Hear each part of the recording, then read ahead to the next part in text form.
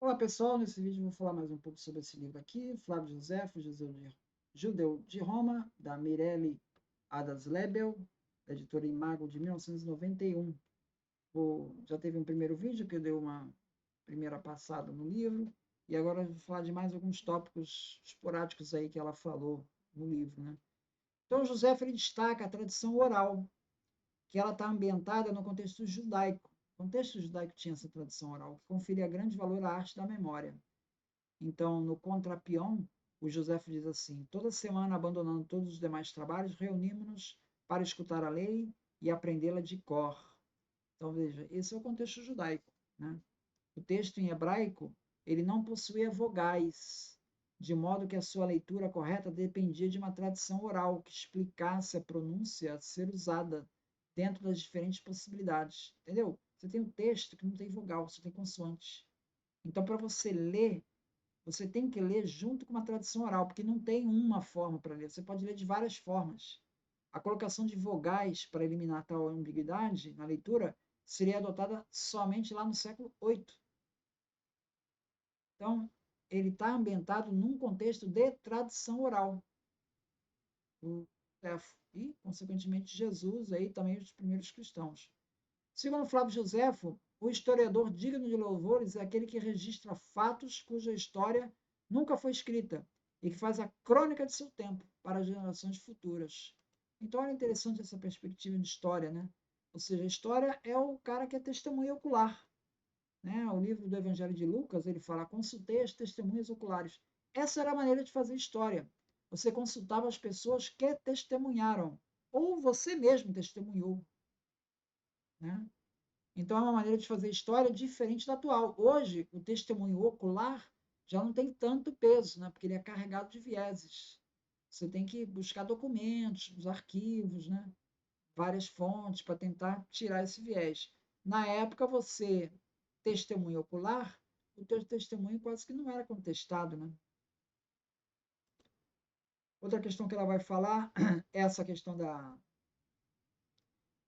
tradição rabínica, que cabia ao pai a responsabilidade de ensinar a Torá aos filhos.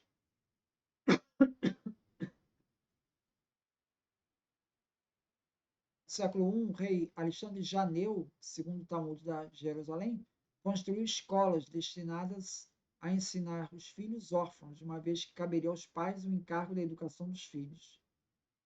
Segundo o Talmud, o fundador do primeiro conjunto de escolas para a criação foi Jesus de Gamala.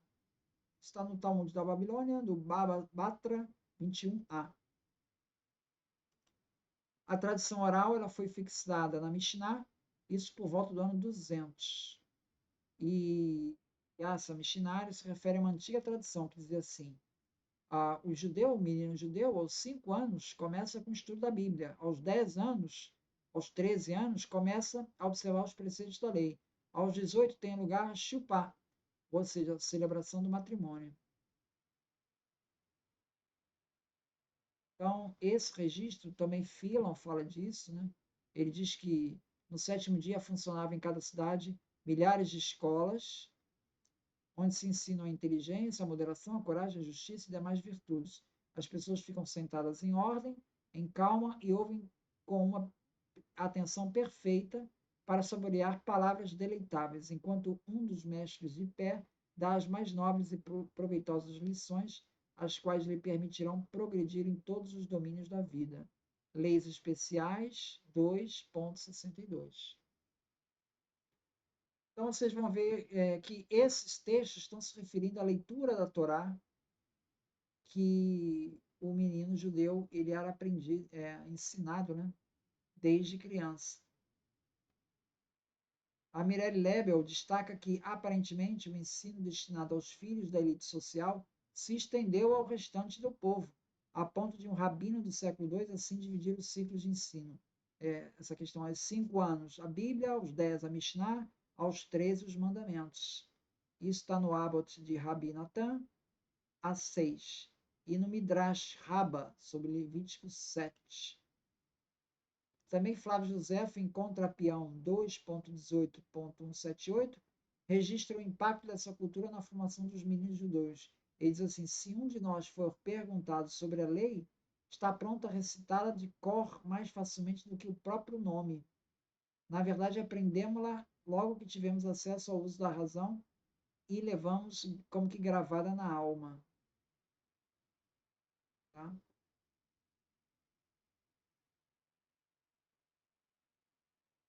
José fala das comunidades essênias, que também são descritas por Filo, Hélio também, em História Natural, livro 5, capítulo 15. E também, hoje a gente conhece mais sobre os essênios nos manuscritos do Mar Morto. Flávio Josefo observa que os saduceus eram resistentes a qualquer influência do helenismo. Eles rejeitavam a tradição oral, restringiam-se ao texto da lei e rejeitavam o conceito de ressurreição dos mortos, que era pregado por alguns fariseus helenizados. Segundo Mirelle Lebel, a doutrina da imortalidade da alma não é afirmada em nenhuma parte da Bíblia, exceto no livro de Daniel, que é um livro tardio, escrito provavelmente no século II a.C. Tá? Como é que a gente sabe isso?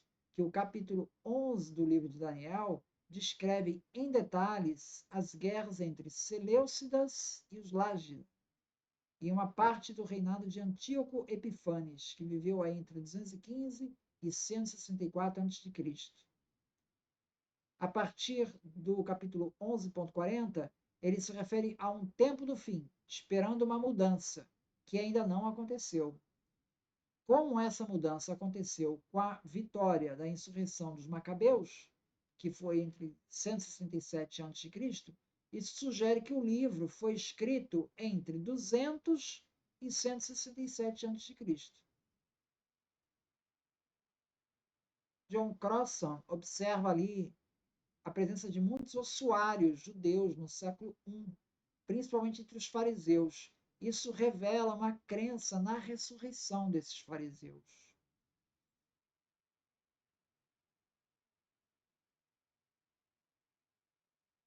Os acontecimentos da Guerra dos Judeus são relatados em antiguidades judaicas, tá? E em Guerra dos Judeus. E também nos escritos de Fílon de Alexandria, na Embaixada de Gaio, a Gaio, 222 e 249.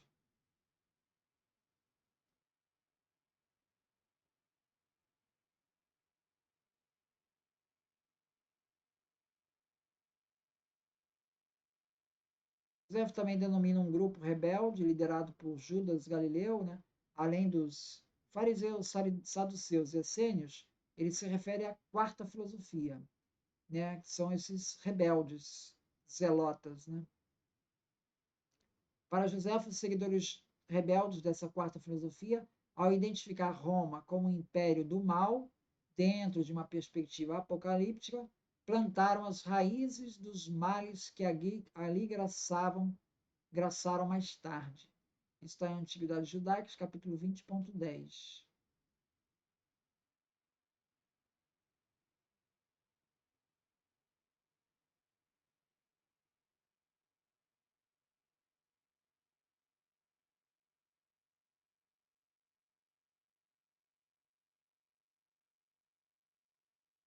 É isso. E depois ele fala da formação de Sinédrio, em Jâmnia, a cerca de 50 quilômetros de Jerusalém, que esse concílio ele conseguiu reunir os rabinos que sobreviveram à destruição de Jerusalém. Foi poupada a cidade de Jâmnia, os romanos não atacaram essa cidade, já por uma combinação, para permitir essa fuga estratégica, né? E isso acabou sendo importante para a renovação do judaísmo, onde Vespasiano, sob o conselho de Flávio Josefo, pôde colocar judeus aliados de Roma. Isso aparece em Guerra dos Judeus 4.444. Jâmnia tornou-se a sede da erudição judaica, mesmo antes da destruição do templo. Tá? Então, essa, essa solução, né, encontrada pelo Rabino Zakai acabou tendo a colaboração aí de José para para essa cidade Jamnia.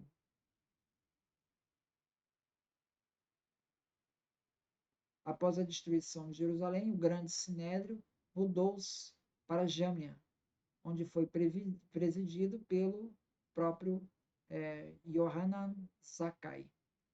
É isso, muito obrigado então.